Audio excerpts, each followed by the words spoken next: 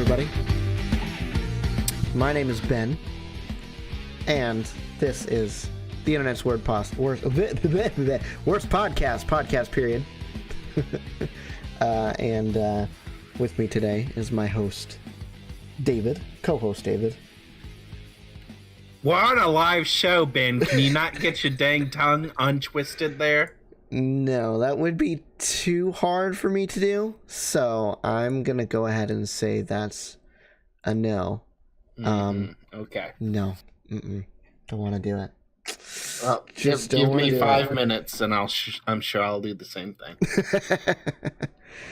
So we were gonna have a guest on this time, but it doesn't look like he's gonna be able to make it. Hopefully we'll be able to have him on next time. But either way, we're gonna go ahead and press on with the live show. I have no idea. I have kind of an idea of what David's gonna talk about, and I definitely know what I'm talking about. But yeah, we're gonna go ahead and get into it. Let's see. What do I have first?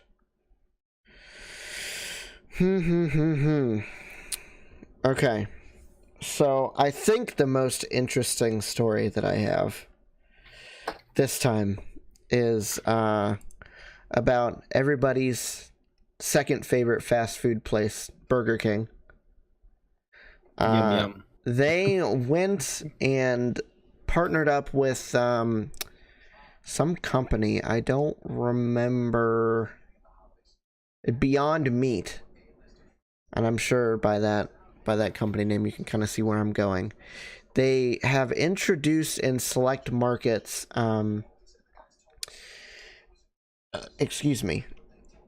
a burger that's not made out of meat. It's like plant-based, but it's not like a typical vegan burger. It tastes supposedly exactly like an actual burger. I don't know. I don't know how I feel about that. I don't know. It seems like it could be interesting. The guy that wrote the article says that he didn't taste any difference. So, I mean, that's a good sign, I guess. But everybody's taste buds are different. So, you know, it's kind of hard to tell whether somebody is... whether you're going to like the same thing that somebody else is going to like, you know? Yeah. But yeah, that's the first thing. Meatless Whopper. Apparently they spent like a crazy amount of time trying to figure out how to how to have the patty not break when it goes off their little like cooking conveyor belt thing in their restaurant. Mm-hmm. They have a picture of it here, and it looks like they've held together okay. I don't know if these are the real ones or not, but yeah. I don't know. It seems interesting. Yeah, I don't know. Just maybe not. Whatever. Next.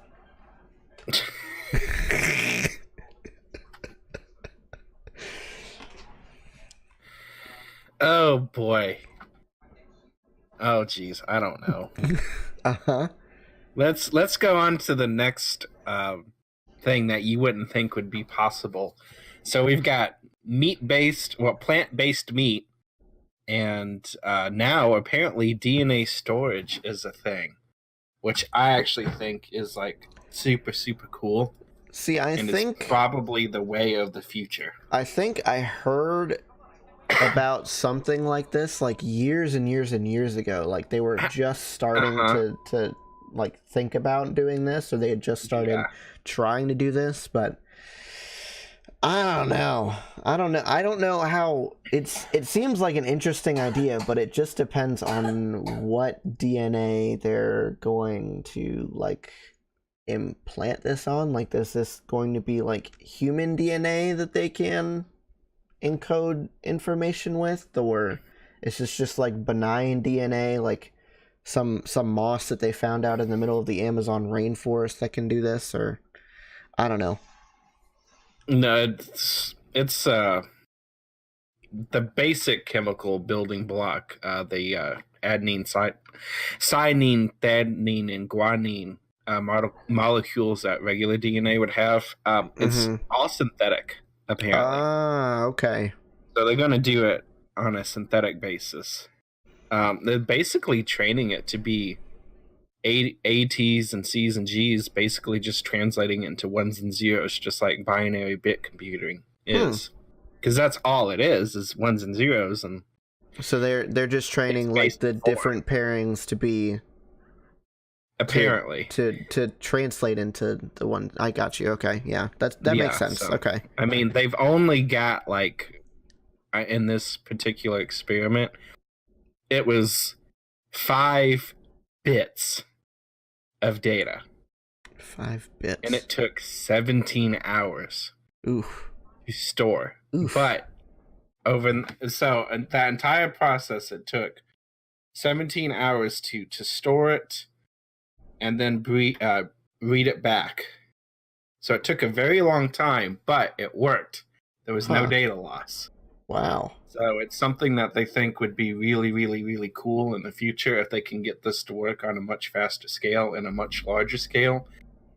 DNA density is so complex and so dense. You can literally get like all the world's like supercomputing storage facilities into like, I want to say it's like a room. Wow. Just one room of like DNA storage. Jeez. It's ridiculous. Yeah, that would solve a lot of like space problems. Like imagine having DNA storage the size of nowadays like hard drive. Yeah, exactly. And that would be insane. It's got like half the last century of world's data just stored on like one hard drive of DNA. My goodness. Yeah, that would be really insane. Cool. Wow. Okay. So we'll see how that turns out. Yeah. Obviously, it's very crudely in its first stages, but well, if it took 17 hours to encode and read back 5 bits, yeah, I would say that's just a little bit rudimentary. Yeah. But I'm not a rocket scientist, or in this case, a biologist or whatever. What kind of scientist would work on this? I don't know. This is like crossing biology with computer science. Computer science and all that stuff. I don't know. Huh. This is something that our generation would be like enthralled with. Like, yeah. No, previous generations that are really good with computer stuff, sure, fine. But like, this is the stuff that we've been surrounded in. So I can only imagine how much further potential this has. Exactly, yeah. Okay. DNA storage. That's a thing now, I guess. On to my next topic. I've got everybody's favorite voice actor / regular actor, I guess, Mark Hamill, who famously played Luke Skywalker and voiced the Joker in Batman the Animated Series and a few of the Batman Arkham games. I think he only didn't voice like 1 or 2. He is going to be starring in the new remake, the upcoming remake of the Child's Play movie. He's starring as Chucky.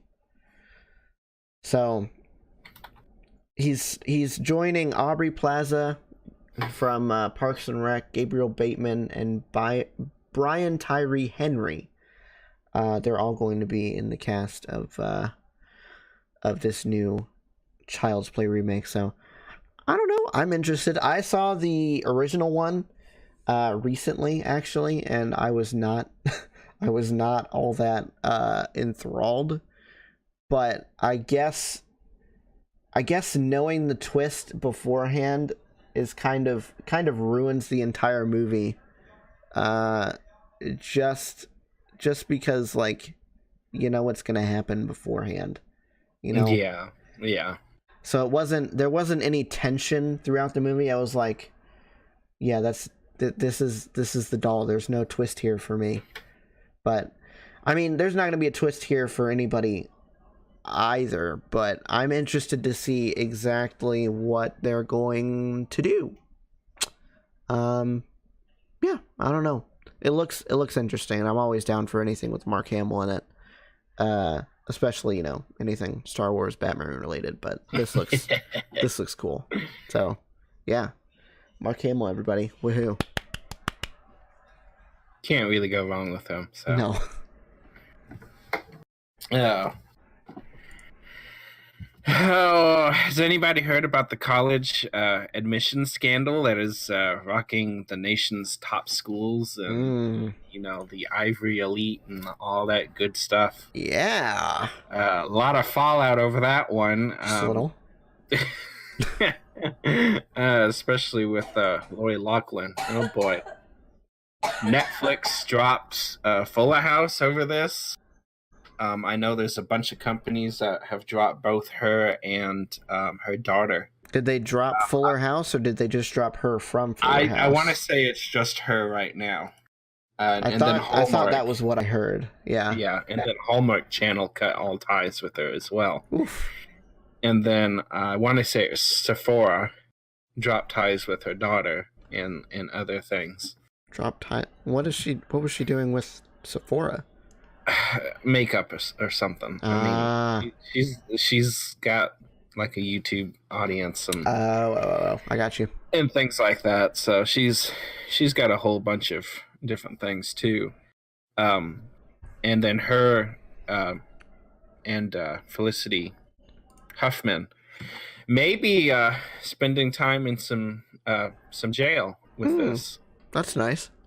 I want to say the district attorney over the case said if anybody gets jail time, then everybody is going to get jail time over this. So there is not going to be any like special favoritism played or anything like this. Like this is ridiculous. All the kids that are being involved with it. There's a couple of them that are being named in this lawsuit too, so they could possibly be facing some jail time. Mm-hmm. I know Stanford said anybody caught involved with this whole thing or suspected of being involved with it, all their applications are immediately being dismissed. Oof. So, and there was a coach, I want to say it was for a school in Philadelphia, but I'm not positive. He lost his job over this, taking bribes and stuff like that. Mm-hmm. So there's a whole bunch of that stuff going on with this. So I don't know what they thought they was gonna accomplish with this, but they're facing anywhere between 6 to 21 months in prison if convicted or they plead guilty. Oof, that's not good. Yeah, it's not going to be great. There's already people that have already pled guilty. Man, imagine going from starring in your own Netflix series to going to jail. Jeez. Mm-hmm. Woo! Yeah. What a downhill ride. Jeez. Wow. There's 50 people charged so far. At least 5 pled guilty. One of them is that guilty. 50 parents, or is that like, or is this I think that's everybody. Kids? Parents, kids, coaches, whatever, because it's a wide range. It's a huge range of different things. There's a couple of them that cheated for students on SATs and ACTs. Jeez. Okay. And stuff like that. There's some that took money to get them into sports and stuff like that. So they had a place on the team and stuff like that. It hit Stanford. It hit Georgetown University. Yale is involved with this, so it's a huge thing. I'm sure there'll be a lot of fallout. It's still ongoing, so there might be an update to this later. But oof, poor guys. Could you imagine not being aware of what your parents were doing, though? Yeah. And you got caught up in this? Jeez. Like, some of these kids were full and well aware of what was going on and was in on this, but could you imagine your parent doing something behind your back? Especially you get kicked out of your school of your dreams because of what they did. I know. That would oof. I don't even want to imagine what that would be like. Ugh. No, that's terrible. I know. That just makes me like it's it makes me kind of sick to my stomach, honestly, just thinking about it. Like just imagine like achieving something that you've always wanted, and then it just going to crap because your parent decided that you weren't good enough to get into this school on your own. Mm-hmm. Yeah, so they paid somebody under the table, whether it be admissions people or just cheating on tests or whatever it's so many different things. That's insane. Jeez. What is wrong with people? Like, for real? I don't know. I really don't know. And I guess they've got more people that they might be bringing into this too over the next few weeks. There's still investigations going on, so there may be quite a bit more added to it. So that's very good. Yeah. Stupid people. I know. Just wow. Okay. So we've got I've got a story about Apple. They lost their engineer who oversaw the iPhone and iPad processors from the A7 to the A12X. The A12X is obviously the one in their latest phone. The A7, I feel like, I think it was in the 6, I want to say. It was the first 64-bit processor for mobile devices. That's insane. But yeah, he left after 9 years apparently of being with Apple.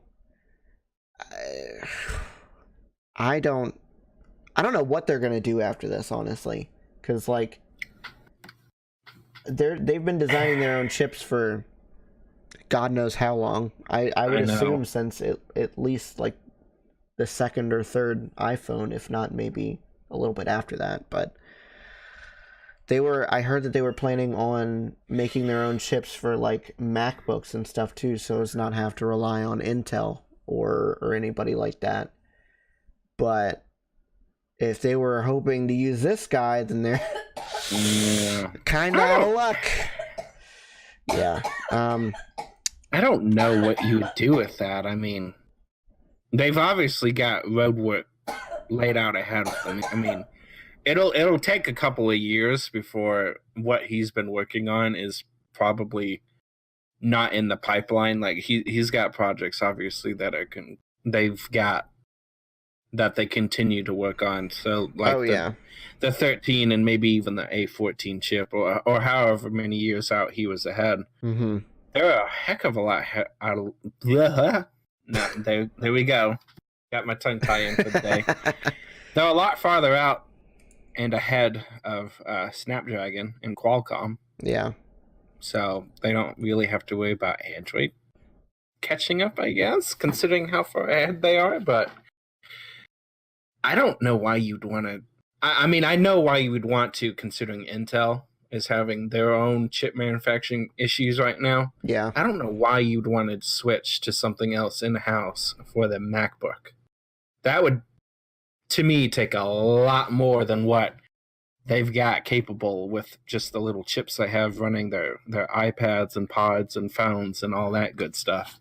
Oh, man, I mean, you never know. I feel like they'd have to have a big step up to get that MacBook powered, but who knows? Yeah. That's something only they can answer. Yeah, well, if they can answer it now. Yeah. So where did he go? Do we know? He just left. It doesn't the article that I'm reading doesn't say that he went anywhere. He just left.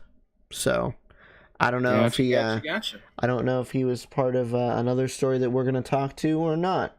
Who knows? I don't know. Well, that's kind of a nice little intro or segue into my next topic.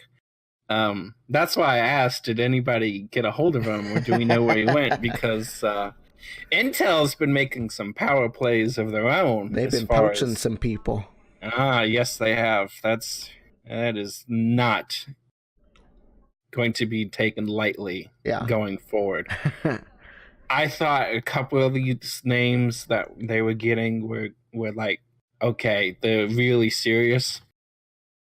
Now you know they're serious after this latest edition that they got. Mm-hmm. So Go a lot ahead of people and tell know them who they got first. Yeah, they got the very first thing that got everybody's attention is Intel's been working on, or supposedly been working on, trying to start up their own discrete graphics card unit for a while. They've tried it before, and they failed miserably because as soon as they had something to go up against NVIDIA came out with this whole new technology that instantly killed what Intel was working on before it ever had a chance to go into mass production. Mm-hmm. So they're going to go in for round 2. The very first person that they got was Raja Kodiri from AMD. Anybody knows AMD was rocking it for the GPUs for quite a bit. And then they start picking out a couple of media people. So they got Kyle Bennett from Hard OCP. And then they got a couple of other people mixed in. And now the crown jewel. I don't see how they could ever top this one. They got Tom Peterson from NVIDIA, which is basically the godfather over there of everything that NVIDIA has been working on over the last few years. Their major programs and initiatives. He's responsible for a lot of the GeForce program, which some people might like, some people might not. Yeah. He's really apparently the man behind a lot of the APIs and algorithms that they use for their overclocking stuff that the EVGA Precision Boost and the MSI Afterburner programs can boost into to get some overclocking and things like that. So it seems like Intel is really, really gunning for this discrete graphics card, and they're really, really going to actually get something done this time. They're looking for a launch maybe 2020. Hopefully that gives NVIDIA some competition because, Lord, no, they need it. Yeah, AMD hasn't really been... hasn't been... They really haven't been caught up to NVIDIA in a long time. No, they do enough to, They capture that mid-range market well enough. But they are nowhere near NVIDIA in the top range. No. Nope. They got kind of close with the Vega 64 and whatnot, but those were too expensive to justify their own cost. Yeah. They really shot themselves in the foot when they based it on HBM2. Yeah. Because that's some expensive memory right there. And the amounts they were putting into it too is yeah, I know. Was a lot. It was what, 12 to 16 gigabytes or something like that? Yeah, I think so, yeah. It was a lot. For reference, I've got a mid-tier graphics card from last generation that only has 8, and it's only GDDR5. So you can imagine 5 or 5X. No, it's just 5. Just 5? 1070 is just 5. The 1080. So is it... The 1080 was the first one with the 5X or the Ti, I think. Okay. No, the 1080 was the first one with the GDDR5X. Yeah. Gotcha. Ouch. See, I didn't even know that. Nope, I just got 5. But I mean, it does its job. You know what I'm saying? It really does. So let's see if we get some competition rolling and see if we could get some better graphics cards, or at least maybe not better, cheaper. Yeah, cheaper. Because there's absolutely nothing wrong with NVIDIA graphics cards. If Intel can give them a run for their money as far as performance goes, go for it. If they can just give them a run for the money for the pricing, then I'd be fine. They don't need to blow them out of the water. They just got to get this pricing under control. Let's hope their mentality on that is what AMD's mentality on the CPU side was. Because so far, Intel hasn't been very smart on that. They've been introducing more and more cores, sure, but they've also been increasing the price for those cores, which isn't really exactly helping themselves out. because you can still get an 8-core, 16-thread, 1700X for like, what did you pay? $300? No. What did you get it for? I forgot. Less than $170 with tax. Oof. Yeah. And what is the 8700K? That's just straight 8 cores, isn't it? No, 8700K is six cores, 12 threads. The 9700K is the one that's just straight 8 cores. Yes. You got to go up to the 9900K to get 8 to cores, get your 16. hyper-threading back. And let's see what an i9 9900K goes for. So that is their closest equivalent to what I got as far as cores and threads went. On Amazon right now, it's going for $509. $509. That is a good, what, 300, almost 350. Pretty darn close to 350. That's ridiculous. And to be sure, don't get us wrong, the i9 9900K, depending on what you're doing, kind of beats the pants off of my 1700X. Yeah.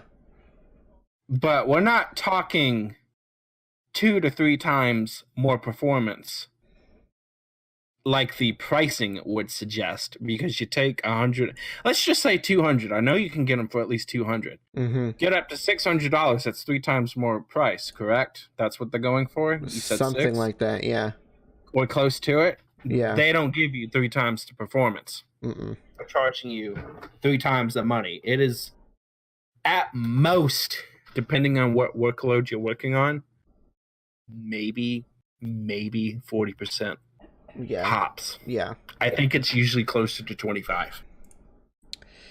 It's not great. No. That is ridiculous. Even if they had charged twice the money, it's still, you're paying for a premium to get the best, sure. But twice the money would be a little bit high, considering it's not twice the performance. Mm-hmm. But no, they're going almost 3 times as expensive. Yeah. And I'm sure NVIDIA's doing the exact same thing with their stupid graphics cards. So all that to say, we're hoping that they don't adopt the same mentality that they've had with their CPUs up until this point. Yeah, not to say what they're going to do with the next generation. Lord only knows. Let's just hope they play it smart.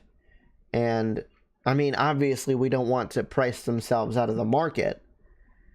But they need to be cheaper than NVIDIA with close, if not better than, the same performance, especially on the high end. Yeah. Because if they just match them price and performance and don't even make it come down, well then all that money was for waste. If they did that, there would be literally no reason to go with Intel, because there's years and years of support behind NVIDIA graphics, just the drivers and everything. You've got whole ecosystem. I'm streaming right now using my graphics card because it's got a little chip on it that can encode video. You know?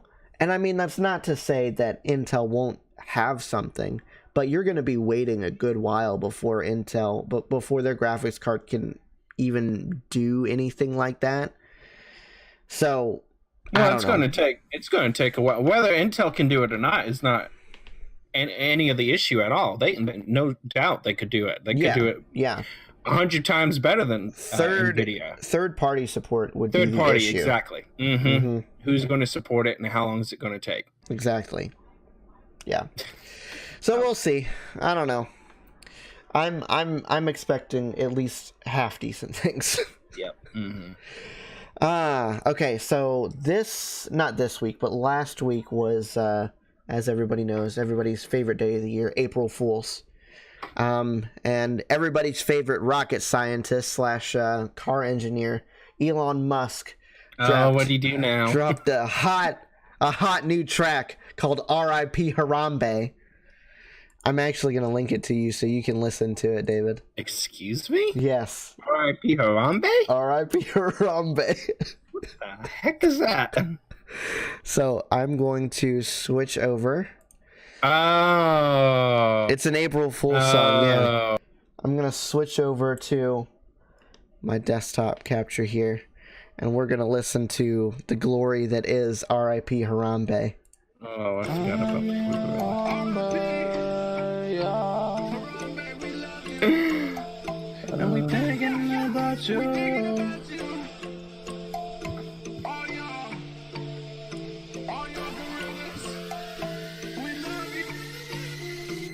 R.I.P. Harambe, sipping on some Bombay. We on the way to heaven. Amen, amen. R.I.P. Harambe, smoking on some stronger than Gorilla Zoo. And we thinking about you. All we ever do, thinking about you. We back at the zoo, man. Thinking about you, man. Where my girl is at, we miss you. We really, really miss you.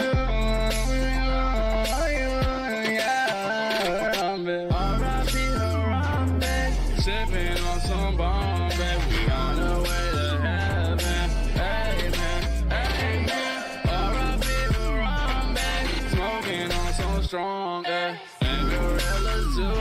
And we thinking about you. R.I.P. Harambe, sipping on that Bombay. We thinking about you. Amen, amen. R.I.P. Harambe, we smoking on that strong. Ay, we love you, and we thinking about you. Harambe, that's strong. In the zoo. We love you, Harambe. That's strong. In the zoo. We love you.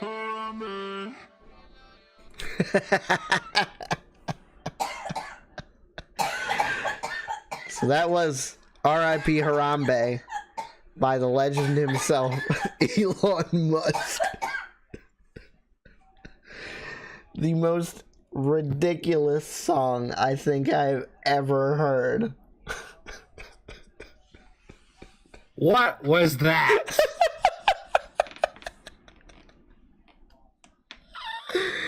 Oh What was my the point? God. It was an April Fool's joke. What do you mean, what was the point? It's amazing. Absolutely not. I love it. It's so We do good. not need. We do not need Mr. Musk up there. I need more auto-tune Elon Musk songs. That was so good. You know what he needs to do, since he's a really good fan and a big fan of sending rocket ships into space and launching Teslas? What We does he need him to auto-tune cover the Little Einsteins theme song. Oh my God. Yes. That's good. Yes, we do need that. We actually do now. Thanks, David. Thanks.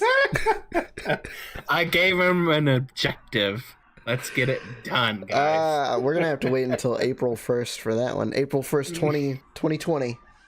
Oh my God. Oh Lord. So God, it'll be 420 that month too. Yeah, I know. Maybe that's what he'll do. He'll drop it 420 of this month. Oh my Jeez. God. All right. You got anything else? Help us. Help us, dear Lord. I guess good news for you, since you already had it, or maybe bad news for you. I don't really know. Mm-hmm. Google decided they would end sales. I'm sure they already ended production well before this. Yeah. If they haven't, they did by now. Of the Pixel 2 and the Pixel 2 XL, even though it's only been out for like 14, maybe 16 months. So sad. So sad. It's such a good phone, too. I don't understand why they would do that. You gotta get that Pixel 3. Yeah, I guess so. Gotta give I'm not. Google that moolah. I'm not upgrading unless they stop providing Android updates for it. But I don't think they're gonna do that for the foreseeable future. At least I would hope not. They better Android not. updates are such a hot mess. Yeah, I know. They really are. I'm very, very glad to be like David said, I have a Pixel 2 XL. I'm very glad to be like a Google phone, a Google like produced phone, because it's you get Android updates much faster, but that also comes with the caveat of, you know, something could break. But at least I'm on Android 9 now, and you've had your new phone for what? Probably a good 3-4 months now. Something like that.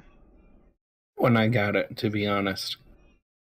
I got it before I got yours. You got yours. So. Yeah, I got mine in January. So you're probably going on like maybe 5 or 6 months actually. It might be, yeah. Yeah.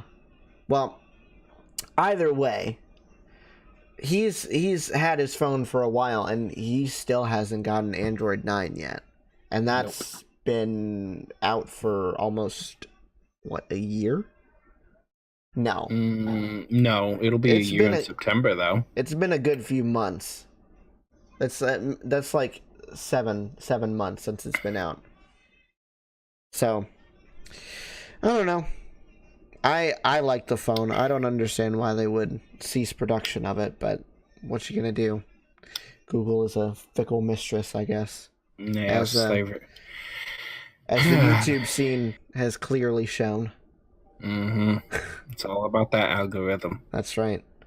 And speaking of YouTube, you know, we're gonna segue into this now. PewDiePie and T-Series have finally they haven't really concluded their feud, but PewDiePie released a video March 31st or something like that. Yeah, March 31st, so it's been almost a week since it's came out. If you guys don't know, which I'm sure you do, but just for the purposes of the podcast, whatever. Late or early last year, I believe, everybody found out there was this like up and coming channel called T-Series, who's an Indian company who produces mostly music videos for like Bollywood songs and posts it on their YouTube channel. They were getting up really, really close to the subscriber count that PewDiePie was. So everybody started to subscribe to PewDiePie thing, to try to keep him at the top, which has so far worked. But apparently, right around the 31st, he was like 80,000 subscribers behind or something like that, and he decided. He's had this video for like 4 months, mind you. That's how long this back and forth has been going on. He's been surpassed by T-Series and then like usurped them like right away about 3 or 4 times before this happened. And in fact, after he dropped this video, he's since regained the title of most subscribed YouTube channel, and he's 500,000 subscribers ahead of T-Series. So obviously this song didn't really work out for him, but I wanted to bring it up and listen to it anyways, just because I've been listening to it all week. It's so good. Even if you don't like PewDiePie, just give this a chance. It is so good. Yep. So yeah, we're gonna listen to Congratulations, which as of today has just under 62 million views. Insane. So yeah, let's go ahead and we'll watch this. T-Series! It's your big day! Incredible job! I know we had our differences, but today, I just want to tell you. Hey, congratulations, it's a celebration. Party all day, I'm moving away. Congratulations, it's a celebration. I just want to tell you that I think that you're amazing. Hey, congratulations. Congratulations to your corporation. Guess to be one Swedish boy, you need a billion nations. Yeah, you did it very nice, and all it took was a massive corporate entity with every song in Bollywood. Now you're at number one. Hope you did nothing wrong, like starting your business by selling pirated songs. Oops, didn't think we'd see. It's right there on Wikipedia. Get used to your past being held against you by the media. I'm sure right now there's nothing that you're doing that's illegal. Yeah, I'm certain that you haven't had collusions with the mafia. For legal reasons, that's a joke. For legal reasons, that's a joke. For serious Indian mafia, please don't kill me, that's a joke. India, I'm sorry about the memes, you're the best. I love my Indian bros, from Bombay to Bangladesh. I'll take on all the world for you, I'm a heavy hitter. About to cause a genocide, so you can call me. Hey, congratulations, it's a celebration. Party all day, I know you've been waiting. Hey, congratulations, it's a celebration. I just wanna tell you that I think that you're amazing. Congratulations, congratulations. It's your big day.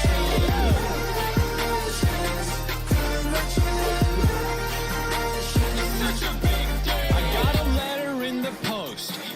What is this?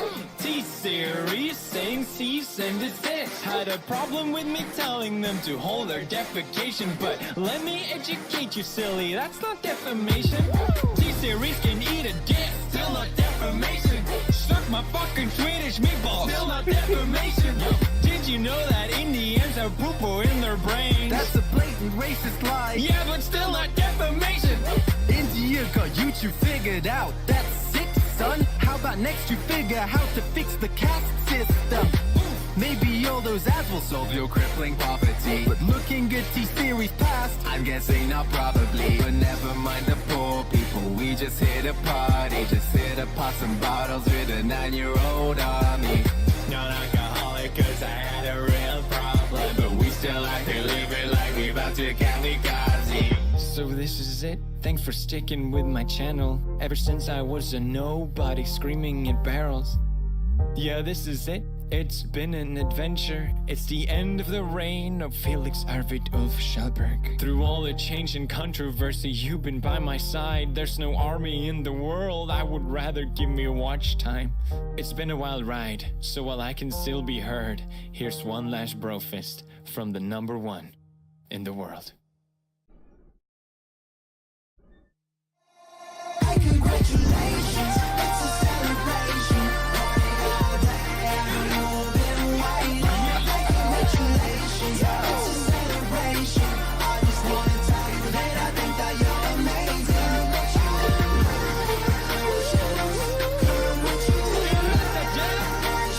It's your big day. I'm fucking lit. Such a big day. Congratulations, T-Series. You did it. Hope that Me Too stuff doesn't severely affect your bottom line.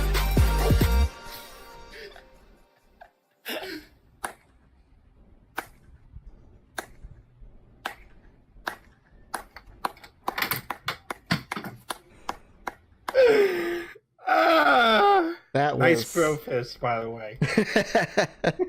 I couldn't not do it. Come on. I know. So yeah, that was congratulations. I can't. It's too good. It's just too good. Like I said, I've been listening to that song like literally all freaking week. So yeah, hope you guys enjoyed it as much as I enjoyed it. And David enjoyed it, obviously. The very, very first time we listened to that, I was like, man, you don't even have to know who PewDiePie is. You don't have to like him. You don't need to know nothing. That is just a darn good song. It's like the production value on that, as opposed, he released a song like early or late last year, and I wasn't particularly a fan of that. I listened to it, it was all right, but this song dropped, and I'm like, why do I like this? I liked it so much that I downloaded it on Spotify. Like, come on. I Uh, never do that for songs that from like YouTuber songs that I hear on their YouTube channel, but that was just too good. It is too good. Yeah. I gave Google my Ah. support and downloaded it from them. Google runs my life. Call me the corporate the corporate shill. Shill. I don't care. That's what you are. You're just a corporate shill, aren't you? Mm-hmm. You got anything else?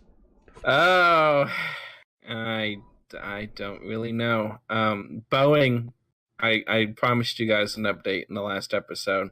Mm-hmm. Which, if you're listening to us right now, you wouldn't have heard this yet. Yeah, sorry about that. That episode hasn't dropped, but that's okay. By the time this is all published, you'll be all in the know. But it's looking like it's nothing but a giant software glitch, which I don't know if that makes it any better or worse. But anyways, Well, it's still grounded. It's and- much better for Boeing because they don't have to recall all their planes and retool them all, but yeah. it doesn't make it better for everybody else considering, it should have been something that they caught while they were testing this thing. Granted, Yeah. any engineering problems should have been caught, while they were testing it too, but I mean, a software thing is something that you can patch out like right away. It's not some major retooling that you would have to do, so I don't know. I don't know whether it's a good thing for other people or not, but it at least it's something, at least for Boeing, and I'm not siding with Boeing here, but at least for No. them, it's a simple software patch fix, Yeah. Oh boy, yeah. Boeing, what is wrong with y'all? Who knows? Who really knows? All right, so this What you got? this is my last topic, and it's not even really a topic. This is a continuation of something that we started last podcast, where I go through and reread or read aloud my my terrible attempt at a novel that I wrote when I was in high school. We read the first two chapters, the prologue and chapter 1, in the previous episode. So if you're not listening to the live version of this right now, you can go catch that on our podcast feed or on our YouTube channel. But if you are, then you're going to be kind of lost. Sorry about that. But I'm sure you'll have a good time regardless, especially considering it won't make any sense to you. It doesn't make any sense to me either, because I wrote this like friggin', I don't know, like a long time ago, and it's just not very good. So I don't know if we're going to read 1 or 2 chapters tonight, but we'll get through whatever, and it's going to be a mess. What would We'll you just say say? Was this freshman Ben, sophomore Ben? What would you say? It was either freshman or sophomore, because I wrote the first chapter when I was at my first high school. For those of you who don't know me personally, I went freshman, sophomore year at one high school and then transferred to another because my mom worked at the other high school, and it was just easier for us to, be driven in a car with my mom. But so yeah, this had to be either freshman or sophomore. I'm leaning more towards sophomore though, just because I can't remember. This was 2011 when it was posted, so that would have been 8 years ago. Oh Lord, what? How old am I now? I'm 24, so I would have been 16. I don't know. That could have been either freshman or sophomore, honestly. Well, if it was in what part of 2011 did you say? Oh, let me see. This one, I think. Hold on. I think the first 2 were posted. Oh, these were all in May 2011. That would be 10th grade. Yeah. So it was it was sophomore year. But either Sophomore way, year. we're going to read through this next chapter, and if we have time, which I'm sure we probably will, we'll go ahead and read the next the third chapter as well. But yeah, hope you guys enjoy, and hope those of you who are watching us live aren't too confused. Anyway, it has been 2 months since Sean had been captured and forced into submission by the ruthless organization we now knew as Katana. He now knew as Katana. Woo! Now he sat meditating on past events. Memories swirled around his head. Catherine's supposed death, his capture, his reunion with Catherine. But the thing he thought most of was escape. Escape from the compound, escape from Katana, and escape from anything that tied him to it. The only thing keeping him there was, of course, Catherine. About 3 weeks ago, he had tried to escape with Catherine, but she had gotten captured, and he was told that if he refused to come back, she would be killed. He relented, and she lived, if only for another day. He was interrupted by Catherine, who was bringing him lunch. "Sean, I brought you a sandwich," she said. He gratefully accepted it. "What, nothing?" she said. "Your wife takes time out of her day to fix you a sandwich and you don't even thank her?" "Sorry, dear. I'm just thinking," he said. "You aren't planning to escape again, are you? I can't take my life being constantly put into jeopardy." "No, nothing like that. Just thinking on the past is all." "Good. I need to go and do some laundry." She leaned down to give him a kiss and walked off. Sean tried to resume meditating, but found he was restless. He got up to go in search of his wife. When he got to their room, however, she wasn't anywhere to be seen. "Catherine?" he said. There was no answer. Suddenly, he heard her laughter down the hall. He walked out, trying to pinpoint the source of the sound. Then he heard her talking. He found it came from a brown door emblazoned with the number 417. He walked up to the door, but was about to walk away when he heard Annie, the woman who he first talked to when he got to the compound, say, "Status report." Oh boy. "He still thinks I'm cute and innocent. He apologizes about everything and even tries to hide that he isn't trying to escape again. He has no idea what I'm up to." "Good. Keep me informed." Sean heard footsteps coming towards the door and quickly hid behind where the door would open. Luckily, the woman walked the other way. Sean let the door close. As he did so, his face twisted into a look of rage. He trusted Catherine, gave up his life for her, and this is what she did? He decided not to tell Catherine what she knew. He had to escape, and it had to be tonight. Later that night, he was still awake, waiting for Catherine to fall asleep. Then, when she did, he crept out of bed and grabbed a black duffel bag from the closet and opened the door. I guess he didn't pack anything in the bag because I didn't say that he did. I don't know if it was it must have been a pre-packed bag because he's grabbing stuff out of it now. I'm reading ahead. Whoa. Okay. He silently walked into the hallway. Out of the bag, he grabbed a smoker he had swiped from the beekeeper's house earlier that day. He opened it and let the smoke pour out. Then he set the canister on the ground and pulled out of his bag a gas mask and ski goggles and put them on. He checked the progress of his plan. The smoke was still pouring out. What he could now see was the lasers. If he crossed one of those, turrets would come down from the ceiling and pump him full of lead. He carefully twisted and turned his way through them. Now, onto the main lobby. The only thing that stood between Sean and freedom now was those guards. The guards were highly trained and would shoot him on sight. When he crossed into the main lobby, he quickly ran into a dark corner. He then pulled a rope on a hook. He then pulled a rope with a hook on the end from the bag. Oh boy, I can't read. He threw Can't it. ride either. Thanks. You're so nice. He threw it around an awning, checked that it was tight, and shimmied up. The guards, their attention turned towards the front door, didn't see him. He leapt to the ground, careful not to make any noise, and started walking out onto the sand. Wait, what? I have no idea. Okay, whatever. He leapt to the ground, careful not to make any noise, and he started walking out into the sand. The next morning, Catherine woke up and was surprised not to see Sean. She quickly ran down the hallway and breathlessly said, "Sean is gone." Annie looked at her and calmly said, "Prepare the katana bots." Whatever the heck that means. Oh, Lord. I think that's probably the worst thing that I've ever read in my life. Thoughts? You don't want them. Well, that's good I'm to so know. lost. Yeah, I don't know. So apparently, in between the first chapter and this one, they got married for some reason. Yeah. Yeah.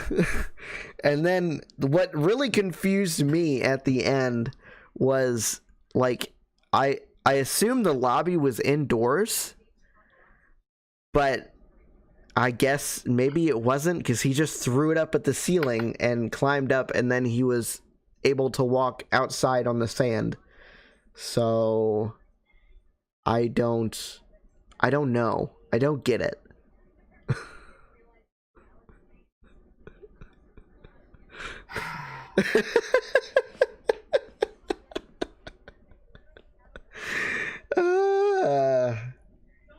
I think for once in my life, Ben has left me speechless. That has not happened in 5 years. I always have something. Oh my god. That's too good. Next chapter. Okay. We'll read the third one, and then I think we'll call this episode done. Okay. Oh Lord.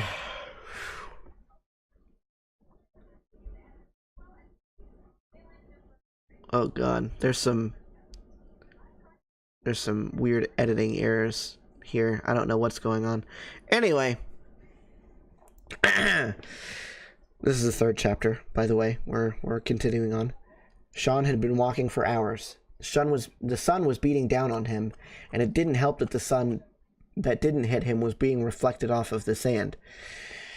He was just about to give up hope when he saw a roof in the distance. It's just a mirage, he thought. It'll go away soon. But as he kept walking, the roof kept getting bigger. Soon he was able to see the whole house.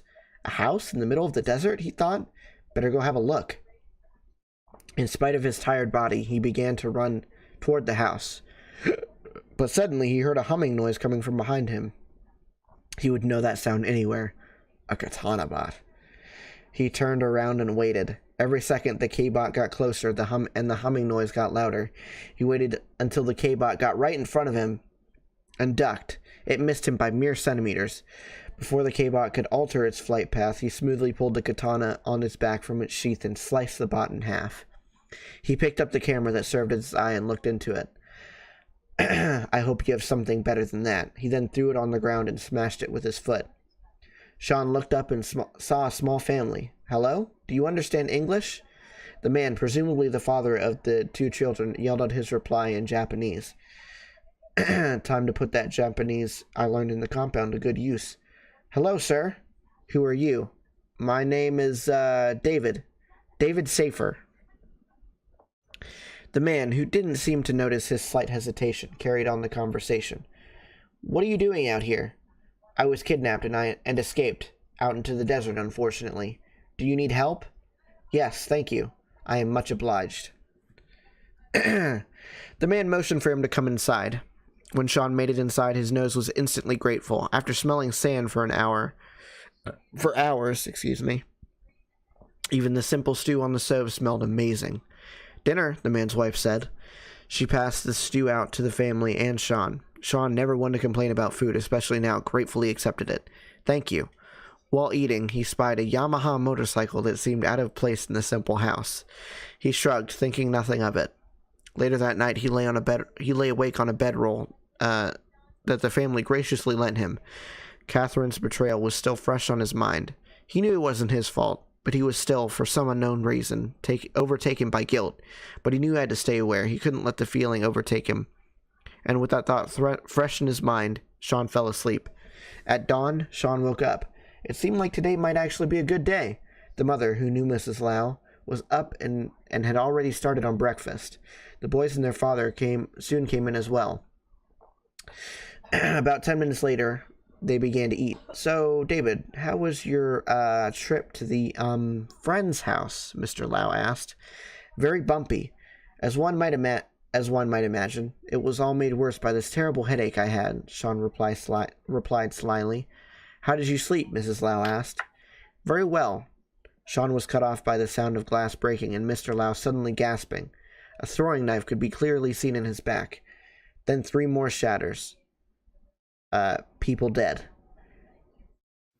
Sean turned around and waited for the inevitable 5th shatter. When it came, he quickly caught it and threw it back at the attacker. Seconds later, a distant grunt was heard. He geared up the Yamaha and sped towards the grunt. He was there in seconds. His attacker was on the ground. The word katana could be clearly seen on his left breast pocket. Why did you kill those innocent people? Sean demanded. They had outlived their usefulness. The man calmly said, Usefulness? They were working for Katana? Sean said. Where do you think they got that bike? The man said. Sean bent down to grab the throwing knife from the man's belt. I should use this to kill you, but that wouldn't make me any better than you, would it? With that, he threw it down. It barely missed the man's ear. Sean geared up the bike and drove off towards the town he had been told of inside the compound. Meanwhile, at the compound, Catherine and Annie sat alone in a conference room. We trained him too well, Catherine said. He's too good and too smart to be caught now. Too smart? I wouldn't say that, Annie said. She pulled out a small device which looked very much like a cell phone and turned it on. A red blip could soon be seen on the screen. What is that? Catherine asked. Or more accurately, who, my dear? That little red dot is Sean. Boom. The end. So where did she... I know she betrayed him in the last chapter, but... Yeah. I guess my mind was so lost in how bad the writing was. Uh-huh. I missed that part. What exactly happened? She was working with Katana or something like that. She's been like... The whole time? I guess from the beginning. Sure. I would assume so. I'm asking the creator, and the creator doesn't know. I don't know. Do you guys see what I have to put up with? This was like 8 years ago. Come on. You can't. You said yourself in the last episode you can't even remember what you had for breakfast. Okay, so I don't want to hear nothing. I remember what I was thinking though. if I wrote something, I'd at least. Well, maybe not. Yeah, if you wrote something 8 years ago, yeah, and then decided to bring it up on a podcast you created 8 years later. Yeah, you could explain the author's intent. Yeah. You should. Well, considering I'm talking to the blessed author. That would be nice. Well, I mean, it's not going to happen, so I don't know. I don't know what you want me to say. Oh, Lord. So they GPS'd him. Yeah, apparently so, yeah. Apparently so. Tracking device on the motorcycle that he took from the people that were apparently also working from Katana or whatever. I don't know. My head hurts. This is a mess. Yeah. Oh, it's funny boy. How bad it actually is. Yeah. All right. I think that's where we're going to end it this time, guys. Thank you to everybody who came out and watched. I hope you enjoyed the insanity that was our live recording session. We'll probably do another one of these later on, maybe a month or two down the road. But I enjoyed talking about this. So yeah. Thank you guys for coming out, and hopefully we see you in the next hopefully you listen to the next episode. Yeah. Anything else you'd like to butcher while you're trying to say it? No, I don't think so. I'll have to come up with something later for the outro. All right, guys. See you next time. Bye. Bye-bye.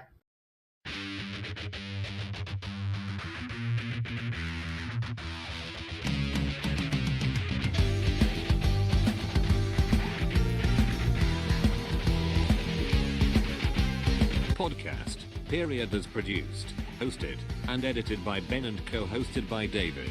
You can find Ben on Twitter at BenPlaysVidars, that's BenPlaysVidYrs, and you can find David at Car6x16. You can find the show on Twitter at podcastperiod or email us at podcastperiod@gmail.com. That's all for this week. Thanks for listening.